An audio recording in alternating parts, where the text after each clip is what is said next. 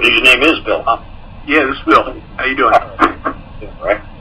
Can you hear me all right? Yeah, we hear you just fine. Oh, great. Yeah, I want to know how you would handle a jury summons.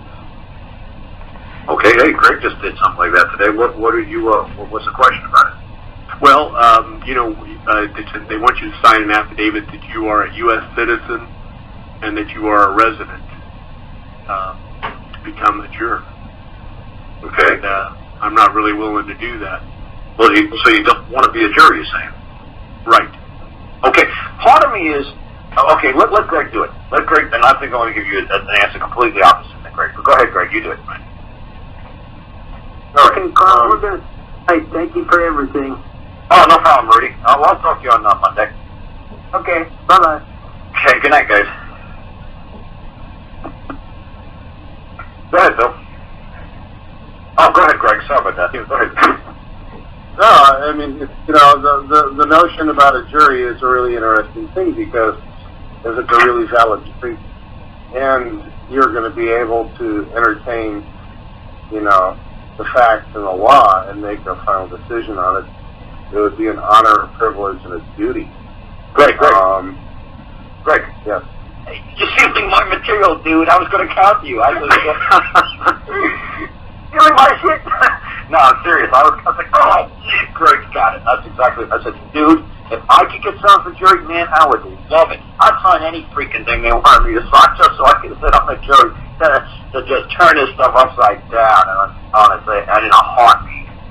But I think Greg was trying to say that in a really nice way. In a patriotic way. If I was going to be on a jury, well, you know what? But the problem is with statutory juries, they're an advisory committee, and the judge can overturn them anytime they want. So it's basically a waste of your time sitting there in a statutory hearing, because you can say what you want, and if the judge agrees with you, your verdict will stand.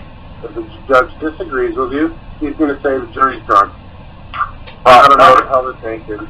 Look what happened with the O.J. Simpson trial. Everybody knew O.J. was guilty. Judge Edom, everybody we knew he was guilty. They didn't overturn the jury. So don't just make a blanket statement and just say the judge will overturn it. Does the judge have discretion to do that? Yes. But the person that the judge overturned, believe me, that person could go out to the judge and sue him and nail this guy for overturning a jury decision. Believe me. So no, I'm telling you, even if Greg is right, say Greg is right and the judge could overturn, blah, blah, blah, so it's not. No, it's not. Because you've got to talk to a jury pool. You've got to get inside of there and talk to 100, 200, 300 people and tell them what the hell's going on. And sneak in there and light the fuse. And say, hey, we have the ultimate power here. We're the jury. We can nullify every single law, every single code, everything. And they say, really? How? Well, look at William Penn. Look at the William Penn case. The Pennsylvania is named after William Penn, the guy who was a Quaker. And they were all Protestants here in this country. So if anybody practices anything other than the Church of England, Protestant religion, he was to be killed. So when William Penn came on trial to be Quaker, they had the jury, because he demanded, like Magna Carta or whatever, he demanded a trial by jury. So he did. So 12 people on the jury were seated. So then what happened was 3 of the people said, hey, you know what? Even though he's not practicing the Church of England religion, which anything other than the Church of England religion was a death sentence, we're not going to let you kill this good guy because Quakers are just a little bit different than Protestants. We just don't believe eating fish on Friday. He doesn't believe in eating fish on Saturday. Other than that, he's really a good guy. He's got a nice congregation going. He's got a lot of people who love him. He's got family, friends. He's a good man. You know what? We're not going to give him a death sentence. And the judge said, no, you're going to be sequestered like they do to the Roman Catholic people. They're going to sequester you in the room. No food, no water, no drink, no sunshine, no nothing, until you come back with a guilty verdict. You're going to abide by the king's law. And the jury said, we're not going to do that. We're going to starve. We're going to die. We're going to rot in this jury room. We are not going to turn on that good man. That's where this whole country turned around, to me, in my mind, from England. This is how we separated ourselves from England, because we said, get the king's law. He's insane. You know what? We're going to abide by what the people want, and the people don't care what the king wants anymore. You know what?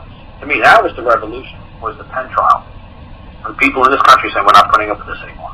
We're not killing good people just because they don't believe what we believe in.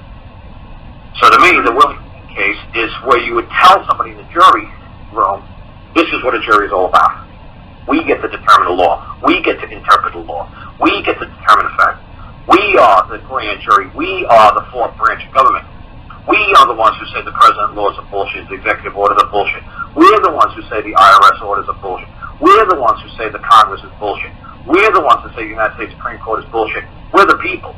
Without the people, the government has no arms or bullets to operate, to move. We move the government. They're just two-dimensional.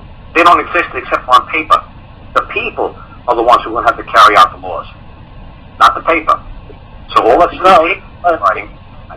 And even prior to the William Penn case, if you go back to the single Bush trials, they finally decided, they realized, holy cow, and they actually filed a statement and said, this is over with.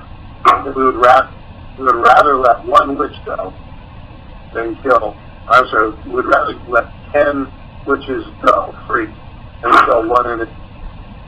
Yeah. But I'm saying, if we go back to the man's original question, how to get out of summons, I'm sure you just say, exactly what you said. I do not believe that I am bound to be a United States citizen. I am not bound. I'm obligated to hold any duty or office. I wish to be left alone. I'm sure they will be more than glad to leave you alone. You just write a nice, simple letter like that to them. Hey, Karl. Karl. No. And you do it, Greg. You do it the way I did it. You do. See, I told you to talk to Greg. See, I knew you were going to steal my material. Damn. Go ahead and tell them the way to do it. You know how I got out of jury duty? I wrote them a letter and I said, I really want to be on a jury. Although, after looking at your rules, I'm concerned that I might not be eligible, because I see that you have to be a resident of Illinois, and I am not. I see that you have to be a U.S. citizen, and I am not. But I do live here on the land, and I really, really want to be on a jury. What exceptions do you have so that I can do that? Dear Mr. Graper, we're very sorry. You are ineligible to be on the jury. Right. You see, I knew Greg's story, so that's what I was hoping he was going to tell you his story. He started stealing my story and said, "Well, buddy, that's my story. You do your story, Greg. See, we know each other so well, man. I know exactly where he's going." Right. And he's the straight man out. Go and beg them to be on the jury and let them know that you're really sorry because you're not a U.S. citizen and you're not a resident, even though you live here on the land, and you're hoping that there's an exception. Is there a form? Is there a test I can take?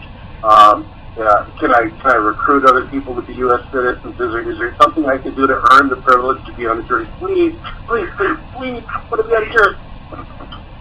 Good. Well, there you go. Now you have both answers. Which one do you like, or which one do you think you're going to go with, or what? There you go. Well, I have this thing about not signing under penalty of perjury and being a U.S. citizen. I have a little hang up there, so I kind of like the second way better. There you go. That's great. We're just throwing it out there for you.